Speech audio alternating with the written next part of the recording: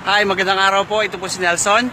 Right now po, nandito po ako sa Bukit Jalil, Kuala Lumpur, Malaysia to visit the MonSpace office. So, bago po ako nag-decide na sumali dito bilang maging shareholder po ng MonSpace, I make sure po na totoo itong company na to na nakikita po nagiging viral sa Facebook, sa mga nakikita natin sa mga Instagram or sa mga social media regarding MonSpace to, no? So in 2 months nakita po namin na napakaraming nagjo-join. Bakit? So kami po ay nag-decide na pumunta rito. Ito po yung MonSpace office dito po sa Kuala Lumpur.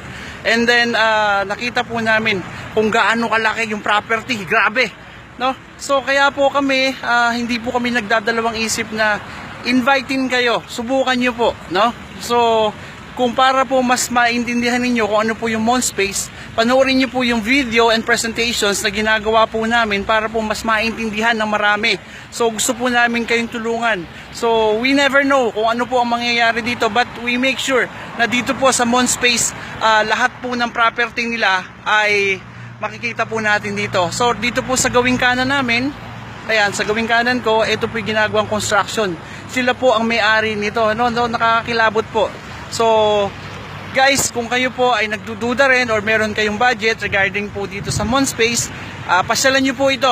Kayo po mismo makakakita how big, how huge, at ano po yung bibigay na opportunity ni MonSpace para sa atin, sa ating mga Pilipino. So, once again, kami po ay nag-iimbita na subukan nyo pong pag-aralan at aralin. Tanungin nyo po kami kung paano po ginagawa ang MonSpace. Maraming salamat po.